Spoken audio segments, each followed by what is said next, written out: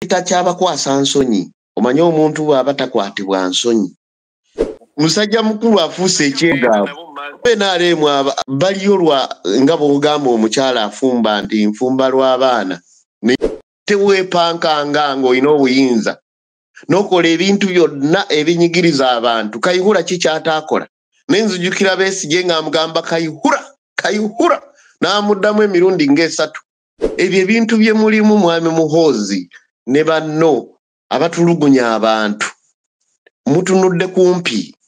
Bijja bavaako ate munnange munoonye newe n'ogamba nti tuli mu firimu tawaazanya firimu.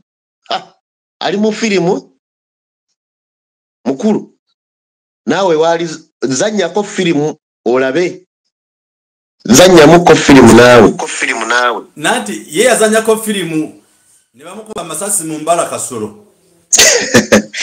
Program funa okulwa leero awamu ne Honorable Katabazi Mutanzige. Omanyi bakweri olina amannya mangi Mr. Logic Mutanzige. You know, you have the way you analyze your issues. Mtunagamba wewa. Nesabo tukwebaza webale kwekumira kumpe watu webale kubao ate twongera okusabira okusasira obulwadde bukuluma osobole okubuona okomeo mu nsi osobole okwereza ensi ya Uganda. Era Honorable Katabazi ebbanga lino tabaddeyo bali mu kumujjanjabe n'enkasa omukama asobole okumukomyawo nga atereke nga awonye bulungi asobola okusigala nga atambuza enjiri y'enkyukakyuka mu nsi yaffe Uganda. So Honorable ebigenda maaso mu ggwanga bingi omuli abantu boogera ebigambo sibitegeera tulabe Kasiba nte wano nalyoka atugamba bagundi Rubongoya agenda yesimbeko ewaabwe nebuuza kikyategeeza mu kino. It was if it wasn't enough. Tano omusege bayita embwatekamwa. Oba abantu ba NRM oba obwongo babujja mu lubuto obwongo bava mu buto ne budda mu lubuto nanga osimanyi. Bale mpe boogera nange n'okutya n'entya. It was not enough. Waliwo omusajja gwe bayita Mbu ow'ekitiibwa oba yali wa kitiibwa Mpuuga.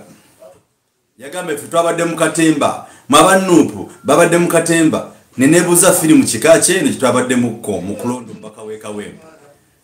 So zeze ensonga zigenda okukwako olunaku olwaleero ssebo tukwaniriza ku mukutu mu Gusansonga the Flashlight online television omukama tusaba akulembere ng'oweereza ensi yo.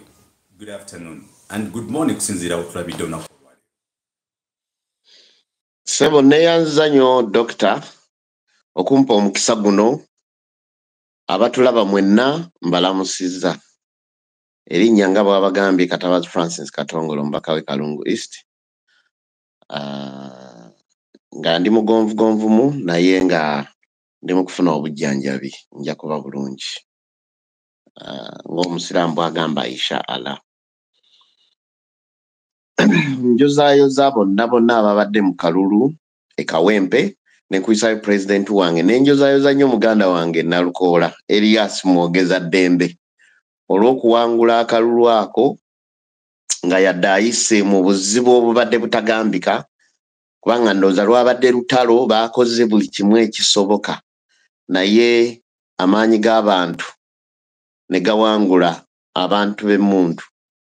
Emmundu zonna baaziggyeyo ne bakola buli kimu. Kasasiro yenna gwe baakoze okugula abantu bayitamu omwo ne babawa ssente mpulira emitwalo 10,000 nga gye bakuwa n'obawa endagamuntu n'ennini namba ne bagamba tukulabe ng'olinnyayo.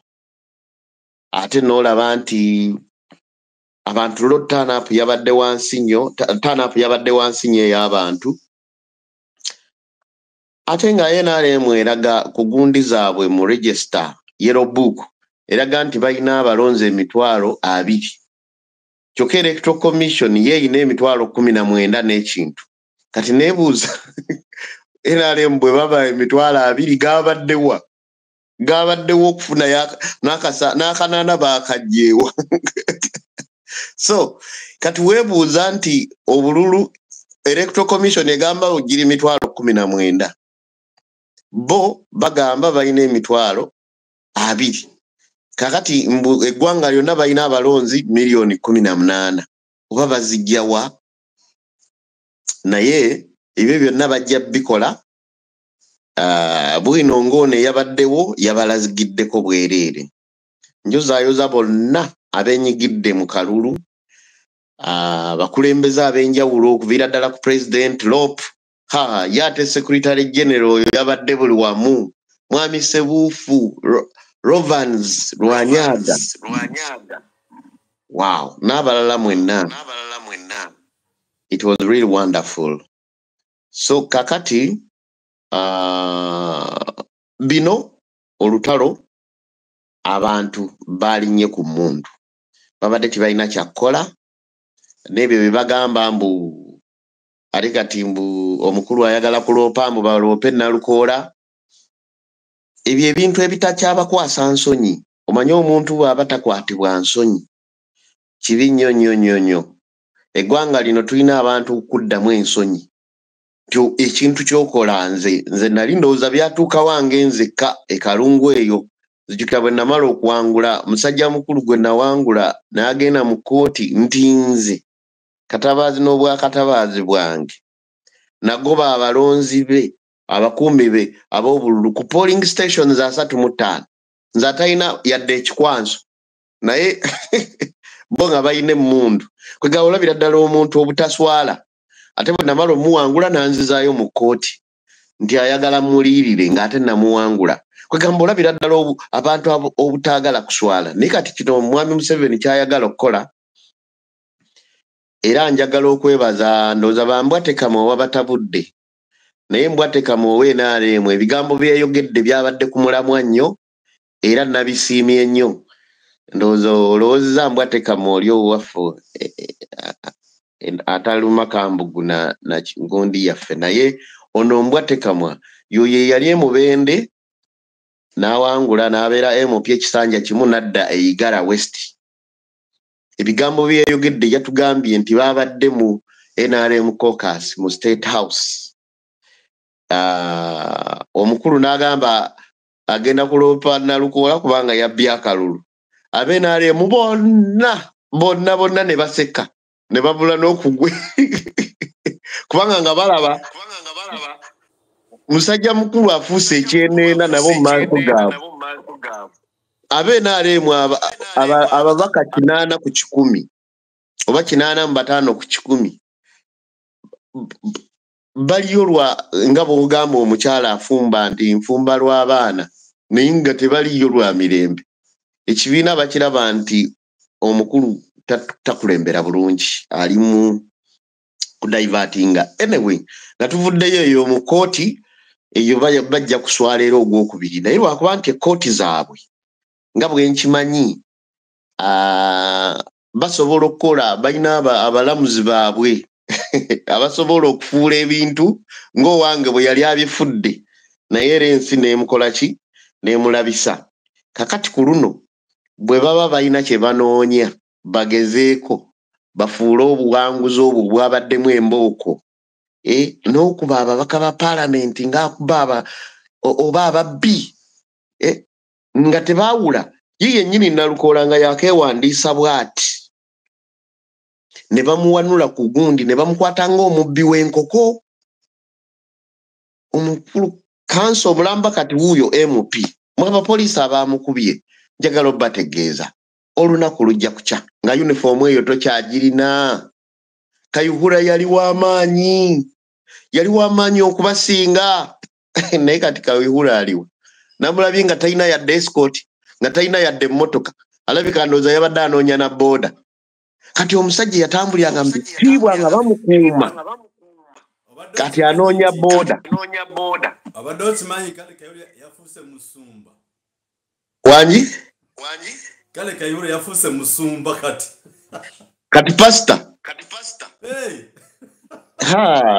kati abantu be yatulugunya agenda bakola ki ndowooza agenda beetondera pulaani ze yalimu zonna abantu abaafa ku komandi ye ebyo bye biri mu musasulwa n'abalala balabireko kakati gwe akuba abantu oli kulutu omanyi kulutu tolina yadde kapinu kagundi wano wabula oli ku bantu okuba bokuba babaka ba paalamenti muganda wange edduka ekibavu Mathias Walukaga ne bamukuba. Kati Walukaga okuba waaki? Omusajja gomanyi nti alina n'endonga ajja kukuba mu akayimba. Sigera alina gwe yalabye abo baba bawedde. Waliwo wano business person eyamwelijjako. Walukaga omwelijjeko. Hildaman. Mupyo mulamba Hildaman. Kayemba Solo. Ne mubakubanga abakuba ente. Ye ne candidate waffe ne mumusikambula ne mumukwata ng'omubbi w'enkoko. Really, ebintu bino mwenna ababikola. Ne komanda wammwe abalagira. Bajja kusasula. Ate nze njagala bakisasuleko nga Kayihura bwe yasasuddwamu nga n'alabako. N'alaba obuyinza buno. Katonda aba akwaziseeko bwazisi. Teweepankanga ng'olina obuyinza. N'okola ebintu byonna ebinyigiriza abantu. Kayihura ki ky'ataakola? Nenzijukira Besigye ng'amugamba Kayihura. N'amuddamu emirundi ng'esatu. Kati ndowooza agamba mukiraba. Kati ne mwami Museveni Muhoozi alina okukitegeera. Bagaddafi baali b'amaanyi omumusinga. Saddam Hussein baali b'amaanyi omumusinga. Ono omusajja eyakagenda wano ya Asadu wano eno yensi kyeno mu Buwalabu wano. Asadu yadduse olubiri n'aluleka. Yani yes, mutabanyi we ne bamutuga. Kakati era ne gundi in fact Saddam Hussein bamuwamba nga alina ekirevu kirimu n'ensekere. Bamujja mu mpuku ng'alina $5 azirina naye nga tezimugasa, ng'alina sente ze yadduka nazo kubanga yali azirina. Ebyo ebintu bye mulimu mwami Muhoozi ne banno abatulugunya abantu mutunudde kumpi bijja bavaako. Ate munnange munoonye ne we munywa otuzzi. Ate ng'ekyo tekiri ku mmwe mwekka wabula n'abaana bammwe n'abazzukulu bammwe. Generation yonna. Buuza. Ojja kusanga abaali abaana ba Amini abamu. Oyita Ojoko abamu. So, ebyo bye mukola, ebyo message eri abakuuma ddembe. Muleme kuba batabanguzi ba ddembe. Omulimo gwammwe batabanguzi bwa ddembe. Omanyi ng'olabye wawe yayogera nti omuntu okutegeera nti ofuuse dictator b'okulembera bwe bafuuka abalabe bo. Kati eno eyajja ati simanya joint simanya what terrorism oba ekigambo joint and terrorism. Joint and terrorism. Nzo okusinziira ku ntegeera yange kiba kitegeeza balina kulwanyisa batujju. Kati abantu b'ekawempe be batujju. Nati wali obaddeko psychologically ng'okimanyi nti gy'olaga bayinza okubeera abatujju nga ffe tubeetegekere. Kakati abatujju be balumba abantu ba bulijjo. Ati kakati ffenna ani mutujju n'okwata omwana munnamawulire awo n'omukuba eriiso n'olyabya. Omwana omuwala oyo maybe bazadde be babadde bamusuubiramu dawale. Kati atuuke nga baali badde bamuwa ente n'akamyu tebamuwa. Gwe olw'okuba gwe ky'okoze. Yes. So, ebintu bino si byakusekamu, si byakusaaga. Bakuuma ddembe oba abali mu gundi mukuume ddembe. Kubanga bijja kukyukamu. Mbalaza omusajja yalina ebitogi byonna ebya buli kika atambula anoonya booda kati. Wuyo agamba baagala kunzita, baagala kuwamba kafaamu kange ak'embuzi. Omuganda agamba ejjanzi teribuuka na nzige. Abantu abamu tubagamba bannaaye bano si bannammwe balina mission ndala ya kubonyaabonya bantu. Eyo nga nvuddeyo naye ekisinga okunnuma ate be bannaffe betwaligambye nti tulwana nabo mu struggle. Okugamba mbu tuli mu kuzannya firimu. Nti kakati nti President Bobby Wine yaguza abajjati kubanga waliwo kye bayita cast mu film nti kati yaguza abajjati n'agula n'abaaki nti mukuba abantu mukube ba MP tuli mu movie really ndowooza ebintu ebimu Katonda atuwe mwoyo w'okutegeera oleme kusaagira ku musaayi gw'abantu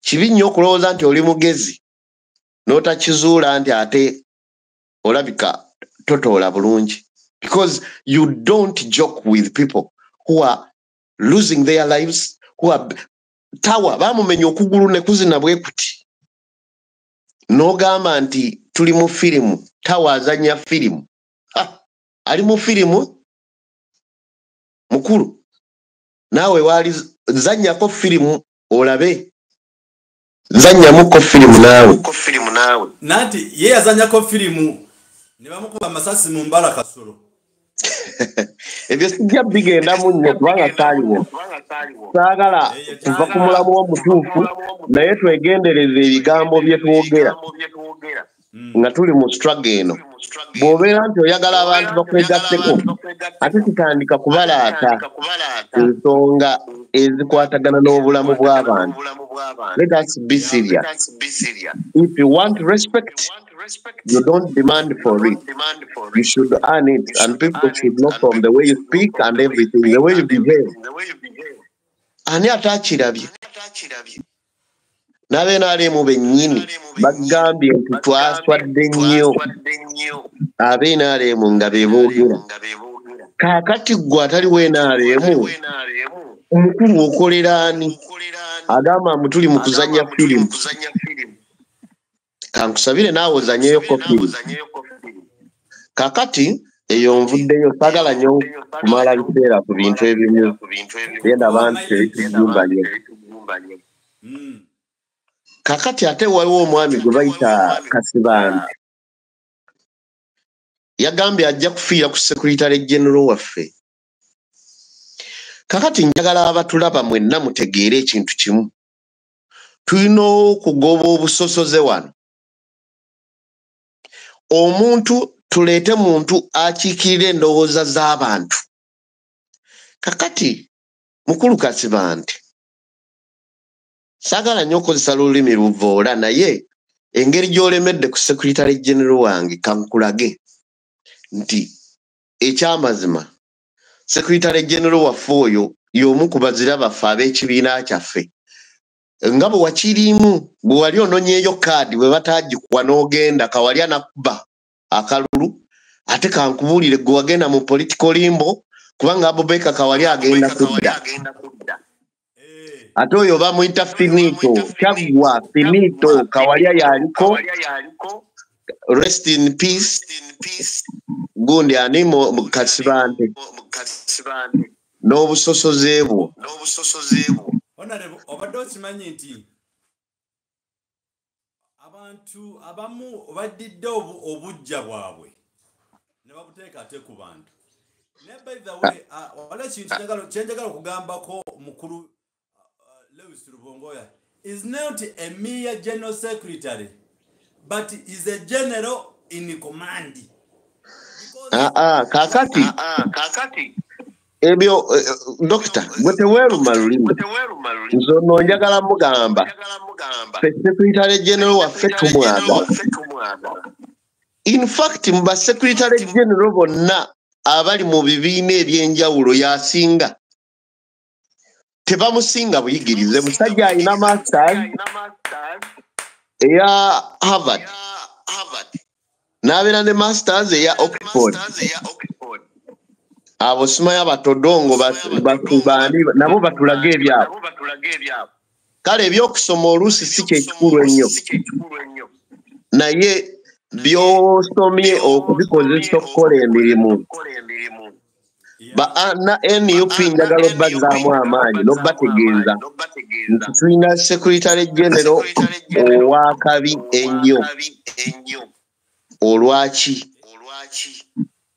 one ekibiina kyaffe NUP mujjukire kyali badde tekyewandiisa kubanga Balamu yali awandiisiza simanya people power something movement for what bwe yalaba ekigambo people power nga kigenda kubba show Museveni nga tasobola kukkiriza kibiina kyaffe kukiwandiisa omuntu eyakozesa obwongo the brain behind bwe muba temukimanyi fe abakimanyi tukimanyi yali David Lewis Lubongo ya Council omusomesa waba okusinkana ne president basinkana n'ebyobufuzi tebiriiwo ng'ono omukubi wa muziki oli musomesa lecturer president ye amanyi abantu abagezi abasembeza yensonga lwaki abamu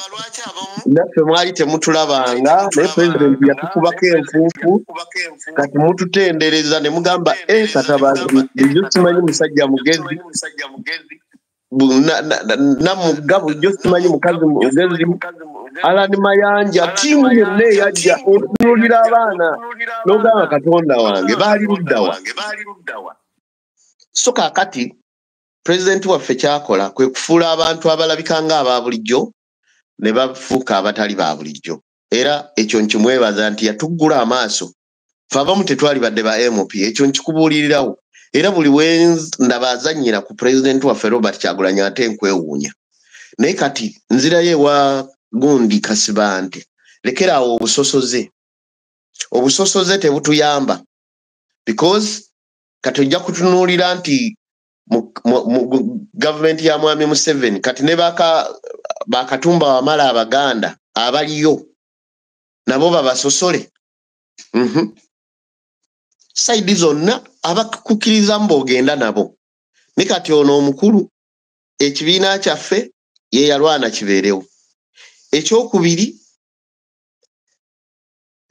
ebintu byonna okutambula system kakati okuba nti bali gye be bamuweerera be bakola ki tikitegeeza nti ate bamuondinga ekyo kikyamu kubanga ye kati omanyi abakulembeze tulina banjawulo Dr. Kankubuulire wabaawo omukulembeze ne wabaawo n'omufuzi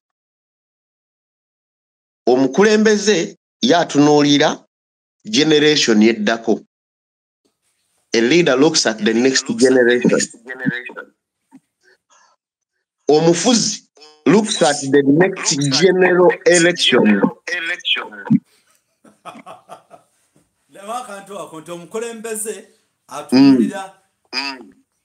generation yeddako abaana n'abazzukulu banaabawo batya Katulwanirira abaana baffe n'abazzukulu general elections yona anoonya kalulu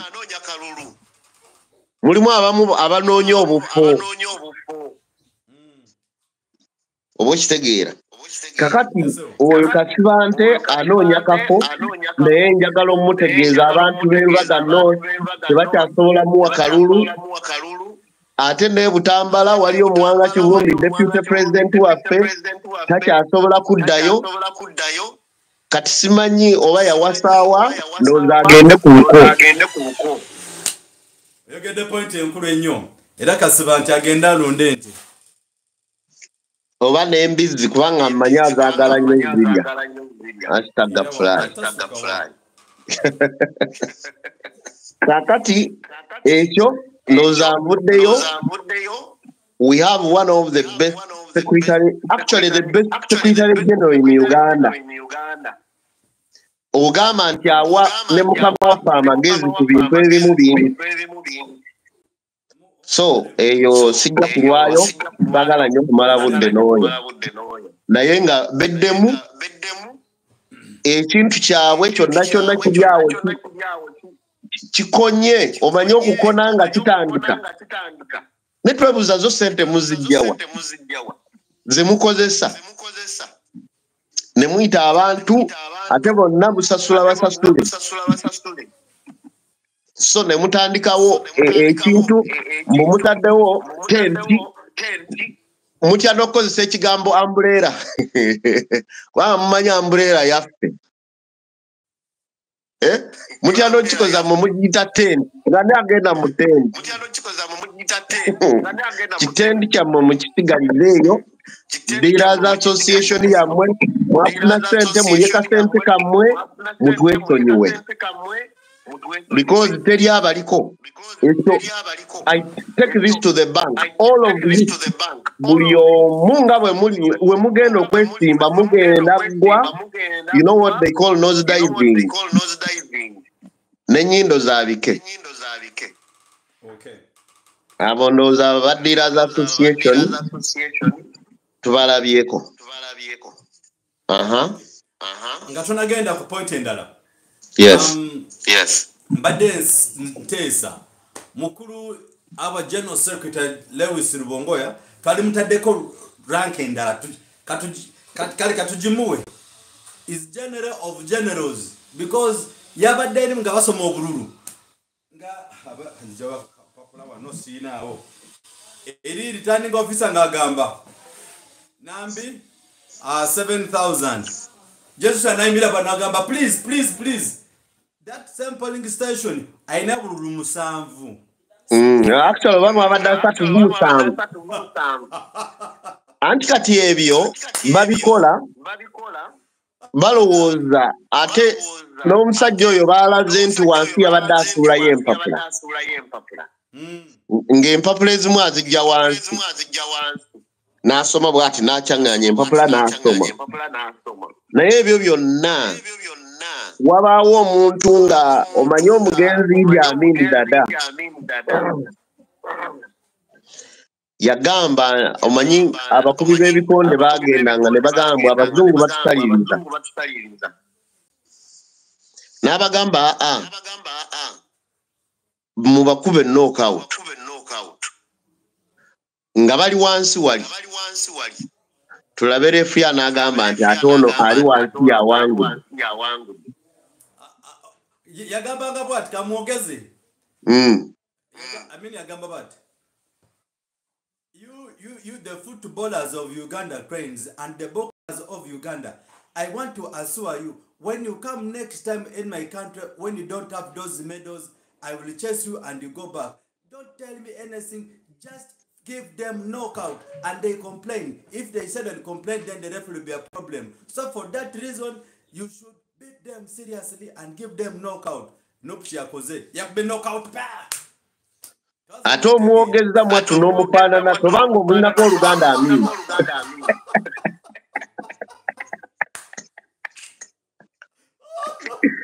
Oyogeredde ddala nga ye. Bwatyo ono twamulidde munnaffe ayagaze n'atugamba nti but I think these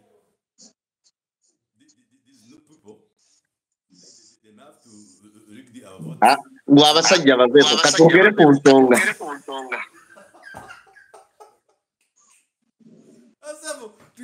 So Maverick Online Television Flashlight, kindly what you have to do is share and subscribe the content and tell your friends.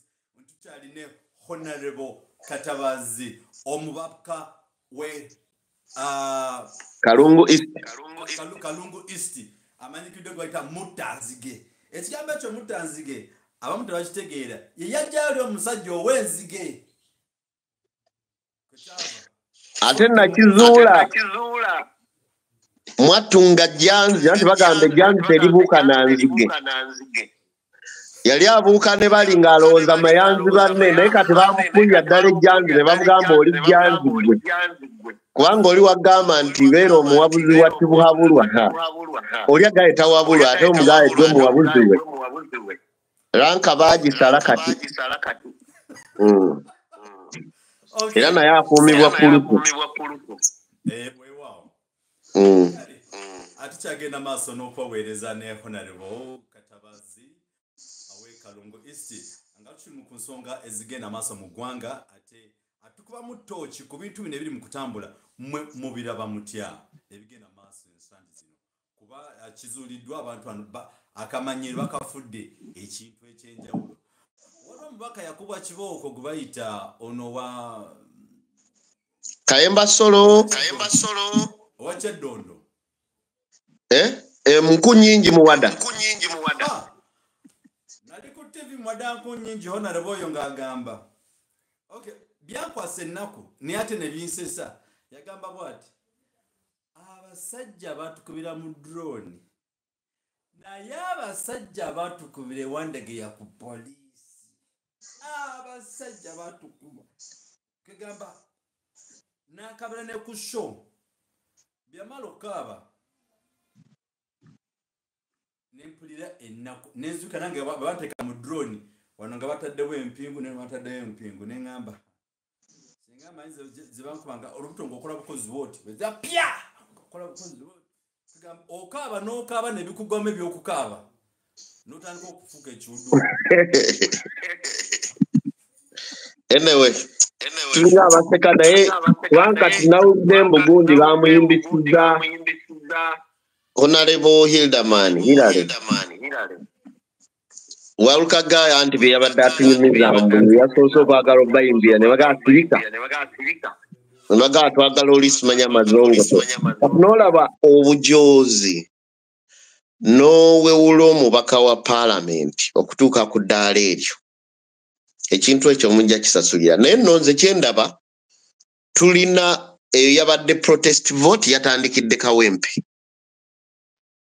era nsaba ffenna bannayuganda tutegeere nti eyo protest vote abantu bano batusizza nnyo obwavu batunafuwazizza nnyo sisitimu zonna bazoonoonye kino kana akalulu akaddako ke kagenda okukola enguudo akalulu akaddako tukakube nga twewala enguudo zino okutereera tukakube tulabe nti amalwaliro gatereera tukakube tulabe nti amasomero gaba malungi tukakube tulabe nti system bw'ogenda mu kooti ofunayo obwenkanya tukakube nti ebyenfuna bitereera si kubikwata ebyenfuna ne babizza mu mikono gy'abantu abamu kubanga ekyamazima ebyenfuna bya Uganda byadda mu mikono gy'abantu baalubatu bwe bati kakati gwe tunuulira luli kati ne SST ne syllabus bagenda bagikyusa ne curriculum SST luli nga bakubuuza cash crops za Uganda ziri mmeka nga bagamba menyayo cash crop oba nnya ng'otandikira ku coffee n'oddako cotton n'oddako tea n'oddako tobacco maybe ne oba n'ebirala cocoa n'ebirala n'ebikajjo ne kaakati ebintu ebyo byonna bali mu bikuba kigo kofi yabadde akyasigaddewo abamu balowooza mukyamulina naye babasizza kasiriso akalulu olugwa ke bafuna kye baagala oba lwaki tetuyiga kibanga omuwala omuvubuka n'akufunyisa olubuto n'atakuwa buyambi ate n'oddamu n'omusanga ye yennyini oyo n'addamu n'akufunyisa olubuto olulala awo mba nkwewuunya obaako ekikyamu so kaakati ebintu bino babitukoze njagala n'ab'NRM bennyini mubalaba bakaaba bafulufiga baani bakaaba kubanga babakozesezza nga kye babasuubiza tekiriiyo va ku bano ba Catherine kusasira abeepankapanka ababuzaabuza abo bali mu kubuzaabuza kiringa omanyi ntera okugamba buli awagira NRM eyo njagala okutegeeza nti olinga eyakwanya omukyala oba omwami alina obulwadde obutulira nga butta Ebola siriimu biki n'ebirala nga wafunye omugole bw'otyo obeera naye ng'olowooza oli ku mbaga kumba oli ku lumbeerwo gwe n'obeera odigira bakuba obuyimba n'osamuka n'ola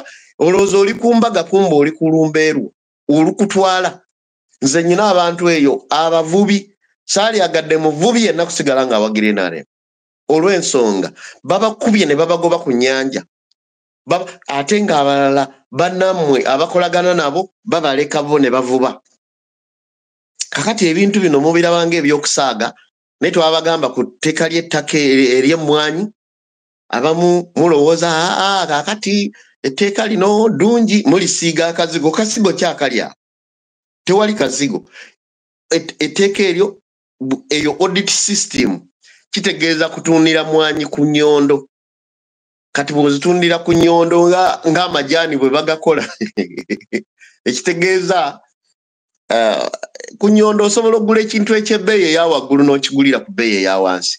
Eyo system ng'ani agyagala. Twabadde tukkiriza forces of demand and supply ne determining a price. Nti wabaayo obwetaavu bw'emmwanyi kati ensi yonna yeetaaga emmwanyi. Gano amateeka ga Donald Trump gagenda kulinnyisa emmwanyi. Naye kati ojja kusanga nti emmwanyi bagenda giwa Inspire Africa ekyuma kye baazimba ekyongerako omutindo ekiri ne mu budget bakyongedde obuwumbi obulala 65. Kyokka olwedde babadde baakabawa obuwumbi 112. Kakati obuwumbi bagenda kugenda mu buwumbi 180 mu something. Naye obuwumbi 180 buzimba amalwaliro 3 nga bw'olaba Kiruddu nga bw'olaba Kawempe. Amalwaliro ameka 3 baziwadde omuntu omu asobole okubanga ye yennyini ye beneficiary asooka mu mmwanyi zaffe. Omulimu gwakola siganye nti mubi okwongerako omutindo kubanga ffenna kye twagala. Ne lwaki ekyuma kiri ntungamu? Lwaki fine spinners ya muntu omu be bagula kotoni yenna across abantu bonna abafunanga ssente mu kotoni mu Northern Uganda kati babagamba balime muwogo. Yes. Waliwo kampani emu yokka yeegula kotoni kye bakola bakuba ebbeeyi y'ekintu kati ne bateekawo omuntu omu nga yagula. Nze wange nyina abalimi b'amayirungi. Amayirungi ago stimulant nga bw'olaba Rockboom nga bw'olaba kubanga abasawo okuva e Butabika batuwa figures ne batugamba nti abantu abaliyo mu gundi abagudde eddalu percentage esinga bagudde lwa mwenge nga tebaguwera balabe gye banaatudde abakadde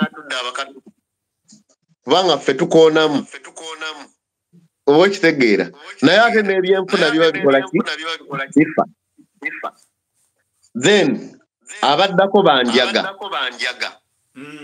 because ab'omwenge bali 45%, ab'enjaga bali 35%, bano ab'amayirungi ne stimulants endala coffee, caffeine biki abo bali just 2%. Kakati gwe n'ogamba nti amayirungi ogaweze kyokka Kenya amayirungi industry ebalingiriza $40 buli lunaku. Kawumbi nga kamu n'ekitundu buli lunaku kubanga bagatundawa bagatunda eri Somalia tulinayo abasirikale naye ffe tutundayo basirikale bokka.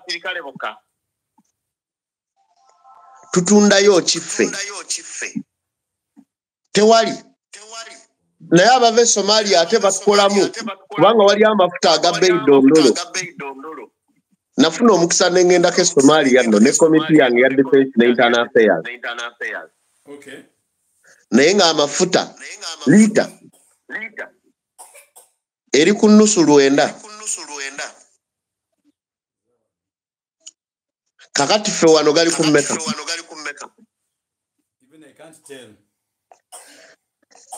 Okimanyi ovuga emmotoka dokita 4,000 mu mmeka kati lita eri ku mmeka eya petro? Tubale petro Nyalunana eri gagulwayo ku 9 lita emu. Kyoliko mbu kakati zino 3,000 tumaya mu mmeka? 3,900 gwe musolo ne transport ogutambuza lita emu okugituusa wano. Tolabanga it is unbelievable. That's very true. Ate nga mukimanyi nti gaali nnya wano nga emmotoka bazikutte ku booda. Nga bazikutte ku booda awo mujjukira bulungi. Ne bwe bazitagaaganya okuddayo. ne gatuuka paka mu kakaaga tigaddayo mu 13,000 mulowooza ezo ssente bakyabazitwala. So kati ebintu bino bwe tutandika obyogerako ate nga tufunayo abamu nga balowooza tuli ku kife tubagambako ate eggwanga eno protest vote tulina ogitwala mu maaso kubanga teri munnayuganda n'omu ali bulungi okuggyako ab'olubatu ate bali just 1% of the population naye 1% eyo esinga ffe 99% ssente n'amaanyi bw'ogatta ssente zaffe bo bali 1% ne batusinga ssente ffenna ng'otugasse tuli 4,49,000 kubanga bano abaagundi be bagamba ezo ze bagamba ntono 4,49,000 naye abalina ssente ziri eziddugaza ne Namagoye oyinza obbasanga tebawera 49,000. Yes, nozimanya tebazimanyi omululu gususse osanga omuntu alina enjovu agenda girya bw'olina ejjenje you can imagine enjovu ebeera mu kilo maybe nga 10,000.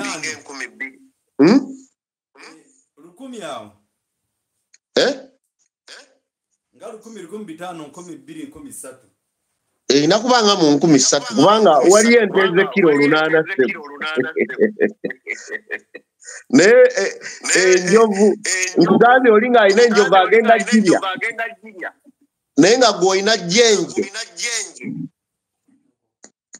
naye nalyo ng'alyagala agamba lirye ejjenje olimanyi oba akamyu kale oli alina akamyu gw'olina njovu a rabbit you have a whole elephant. An elephant weighing 3,000 kilos. And your colleague has just a rabbit which is hardly 4 kilos. 2 kilos. But you want to take it because you say that is my meat as well. Ebyo lino eggwanga balabire ku musajja gwe bayita Traore e Burkina Faso kyakoze mu myaka 3 gyokka. Okay, kubanga abo tulina kugeraageranya n'abaddugavu bannaffe kubanga bano abazungu bo baatuleka dda. Ffe kye twagala mu Uganda buli muntu yenna oba tolinaamu yadde 10 ne bw'ofuluma ennyumba yo obeera mugagga kubanga enguudo nnungi amalwaliro mu ddwaliro mu ddagala gyeriri ate nga ofuna lya bwereere kubanga ssente gavumenti zeekuŋŋaanya eziteeka mu social development ebintu ebituyamba ng'abantu ffenna mu bulamu bwaffe obwa bulijjo. Naye kati e Kampala awo ne bw'obeera omugagga era oba mwavu ofuluma emmotoka yo mu kisaakaate eky'amaanyi n'ofuluma n'ogwa mu binnya. Bw'olwala nga gy'olwalidde wala kati oyo waliwo minisita bali omuntu yalwalira ewaabwe eyo naye olw'okuba singa teyalina access ku helicopter yali awedde. Kakati olwo omuntu owa bulijjo abantu bameka abafa ng'abuliddwa obujjanjabi bebanje nnyo. Nze Erukaya tetugenda wala Erukaya natuukayo ng'abakyala we bazaalira ekitanda kiringa ne bw'oba n'embwa teyinza kukkiriza kuzaalirawo. Kati ng'abazaalirawo omanya bataze afiya omanye okutala afiya ogamba ekijja kijje sirina kyakkola abo bwe batyo nga tekuli yadde omufaliso nga n'entya era nzijukira nenkwata kasala kange nengulayo ebitanda bibiri ebi kwe bazaalira naye kati okimanye ennaku zino bazaala bafuwa n'oluwa era n'ennamba yeeyongera ennaku zino bazaala bali ku TikTok agamba musawo akaana kavuddeyo tayagala kumanya biddako niŋŋamba kati nze obukadde 8 bwokka bwe buti enjawulo gye bukoze abakyala luli bazaalirangayo wakati w'omu ku basatu buli wiiki kati bakwatamu 2 paka 30 buli wiiki kati ekyo ku ssente ze tusiiba tuyisa nebigenda mu ministry ya health nebibanga ebintu ebyo tebikolebwa ebiri basic kakati bannayuganda mwenna abali eyo njagala mukitegeere nti bano tebatwagala we have to protest tetugenda kugenda kufuna mundu kubanga tetuzirina wabula tulage okwemulugunya kwabwe tubakubise omuzannyo gwabwe obululu bwabwe abantu baabwe beerondedde abayaaye ne babeere nga wali nabo tebalina kyakukola wabula kutulangirira era tulina ffenna bino nalabyeko tawa yesterday ng'agamba tetulina mundu naye gyati etuyigiriza okukwata emundu yabasongangamu nga balaga ekyokukola nagamba naye mutwerinde nga byonna bigenda maaso mu ggwanga. I think the last week of a dying goes in most cases no byekola in the most cases.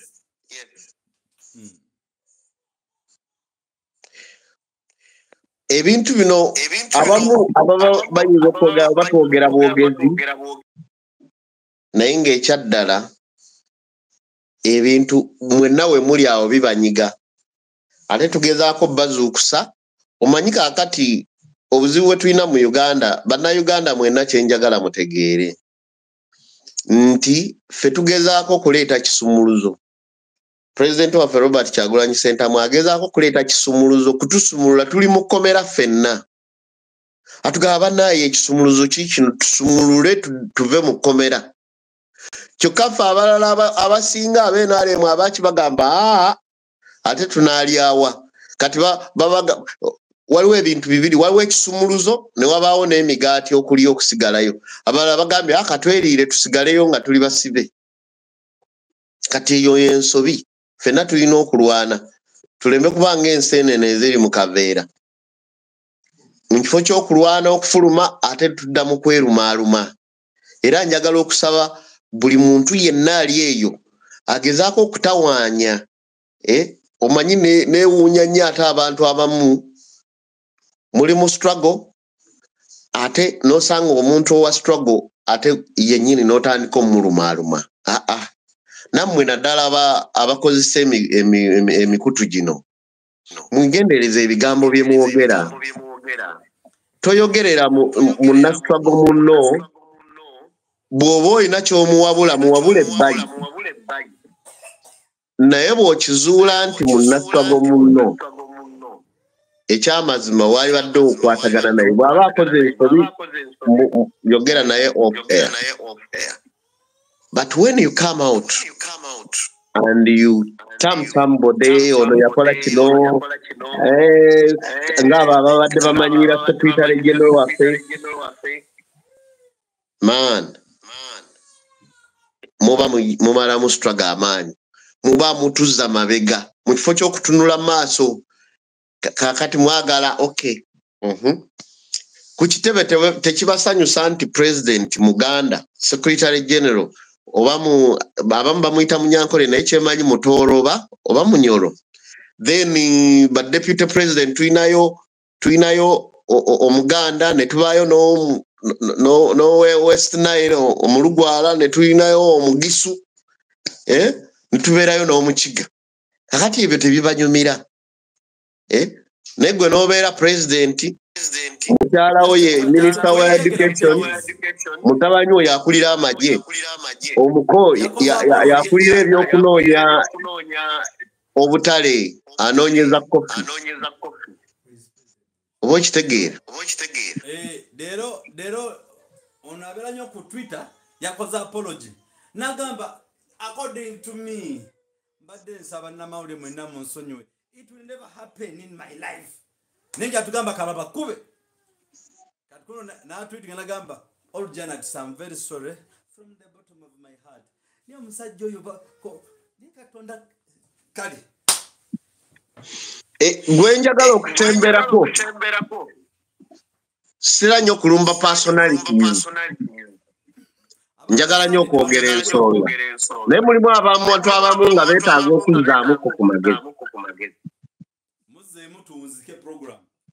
nga mpunzika prime minister weewe ekiti obulimba bususse okuzina ng'oyawula n'okola otambula nagalaale weewe naye okutambula ebyo sitayiro eyo n'otandika okuwaayiriza ababaka baffe mbuba baagize obululu mbuba bakola obululu ababaka baffe kimanyi oba wagambye bonna mugoba naani no that is wrong then omulala ye baluhagale ani balamu actually ndowooza balamu waali badde oddayo mu bivvulu kubanga kakati oyina media houses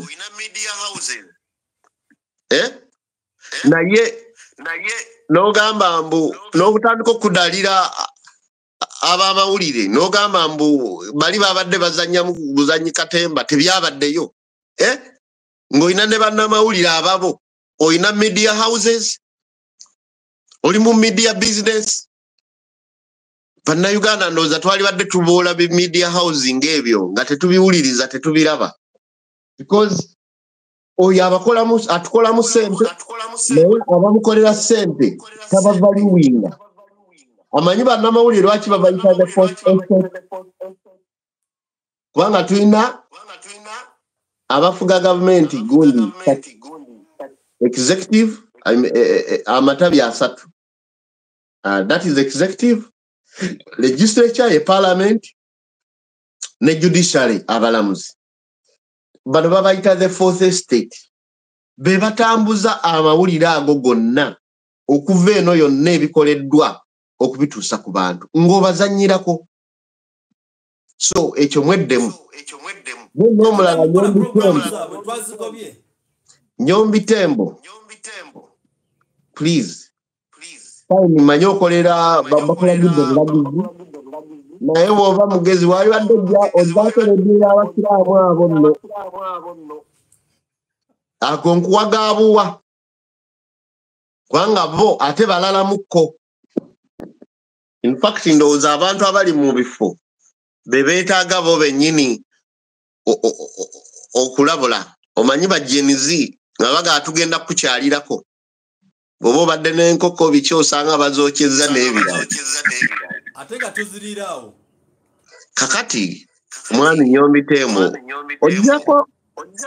ogyeko rediyo y'abasiraamu nga tuli mu kisiibo omanye ekisiibo kye kitegeeza eri omusiraamu mu kisiibo Ramadan wabaayo essaala zaabwe ze bagira swala okubuulirira kubanga singa tetwalina ddiini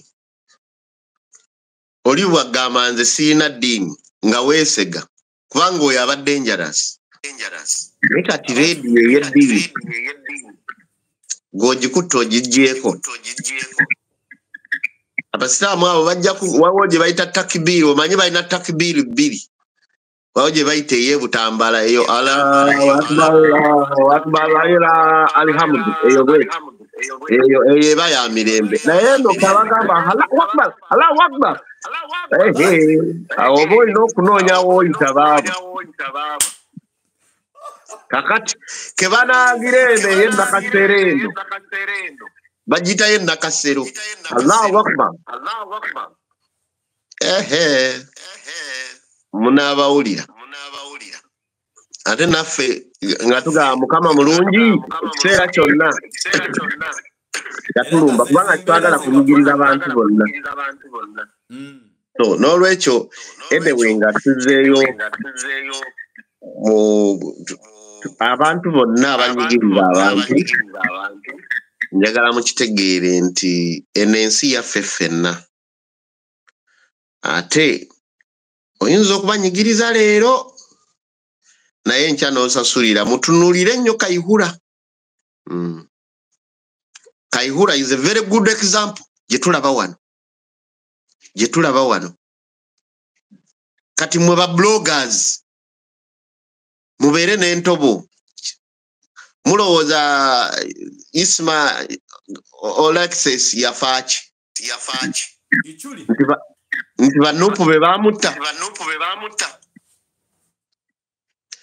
ye lwaki tebanoonyerezanga koolabanga tebazudde omugenzi Felix Kaweesa yafaaki ne bakwata abasiraamu okukakkana babasibye babakalize okugira nga ate bwe baazuula lipooti yajja tekuli musiraamu n'ogu yali mu lukwolo. Kati ebintu ebyo byonna bisiga obukyayi. Lwaki mutuleetera okulwanagana? Lwaki ne tulina okulaba nga ffenna naddala Katonda ng'akuwadde omukisa n'obeera omukulembeze tweddemu egyo emiggo gye mwakubye abantu n'ente tebazigikuba. Abantu abaagala ente zaabwe naddala abamu mubamanyi muyina ente nga baakubye ente eyo ne bagikuba nga bwe baakuba ttawa. Oyinza okukkiriza ne bakuba ennyo okugulu n'okulaba nga kuzina bwe muzaagala. Kale nga bwe mwagala ente zammwe njagala mwagala abantu bwe mutu. Because bwe mutaakikole nammwe kijja batuukako. Kubanga ekimansa ennaku kigimansa mpalo bwe bagamba. Oyinza okulowooza nti leero oli bulungi naye nga naawe okola ki? Ate tuli mu lyato limu baliyita Uganda. Muyinza okuba mwe muli kasongeze eno muli mutusekerera ffe abali mu opposition nti tuli mu kubbira mulaba tulinaanya amazzi naye mukitegeere bwe tubbira mmwe muddako. Bwe tumala okubulirayo mwe mukola ki? Titanic baali bamanyi nti tesobola. Nga bamanyi naye teyatuuka. Titanic yali amaanyi. So kati muyinza okulowooza nti mulina amaanyi mangi naye Katonda ajja bajjako amaanyi ago. Munoonye ne we muddukira. Mubuuze Assad kati ali Russia. Kati muntu wa bulijjo. Yadduka tafulumiza yadde ekyasa eki ng'abantu baakaaye nno. Era ebyo saagala kweddamu naye abakuuma ddembe mukuume ddembe. Muleme kuba batabanguzi ba ddembe. Because ekyo tekirina kituzimba. Ssebo ndowooza n'ebigambo ebyo njagaliza abantu benyigire bulungi mu processed vote. Abantu bange ab'e Kalungu East temufaayo nja kuba bulungi. Treatment oluggwa nga nkomawo. Abasawo banzizaamu ku maanyi. My situation is manageable. So I'll be back with you very soon. Nja kuba nammwe bakyali bangawo road toll Bukulula Lwabenge mwenna tubeere wamu. President yatugambye tuzimbe eggaali yaffe tujongeremu amaanyi terina mateeka gebeera emenye. N'ebigambo ebyo mbaagaliza okwenyigira mu kukyusa eggwanga lyaffe tulabe nga abaana baffe babeera bulungi n'abazzukulu. Naye ne bano abatutulugunya sitwagala nnyo kuwoolera ggwanga naye sitwagala mututuuse eyo. Ababeera batalaba biki bigenda mu maaso muzibuka amaaso. Abekkiriranya n'abatunyigiriza mwefudde ng'emiyini gy'embazzi kubanga nagwo guba gwa muti ne bagukozesa okutema omuti omulala. Muli basiru mu nsonyiwa obbavuma. Muba ng'emiyini gyaki? Emiyini gy'embazzi. Giba gya muti neje bakwata kata okutema emitendera abasiraamu ne bakozesa okusaanyawo basiraamu bannammwe abakatuliki ne musaanyawo bakatuliki bannammwe abaganda ne musaanyawo baganda bannammwe kiraba ekyagwa mu nsi so nze kyendaba bano baayidde dda kubanga kati bakoze ekisoboka Kawempe era Council Nalukoola mwogeza ddembe. Big up to you. I wish you all the best, man. And I know you are going to be a big report. Kubanga gwokiikirira abantu kumpi 20,000 yadde nga tulina si 20,000 gokka kubanga abo be balonzi. Manya abalonzi normally babanga like 20% or 30%. Kubanga abasinga si balonzi, abasinga bato.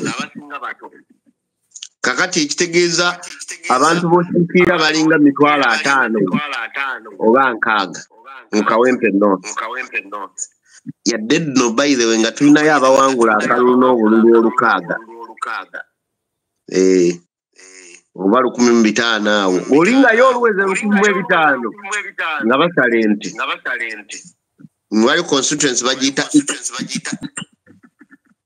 omusajja waayo yaŋŋamba bonna abali mu constituency ye ba relative be. Kakati lukiiko lwa kika lwe lusalawo emu. Oyo bwino gyali gwe kebera iki olabe yafuna obululu bumeka. Kati naye n'oyo ng'akiikira abantu naye ngene ne bwaba Kalungu tasikiikirira yadde omuluka. Oba okiraba.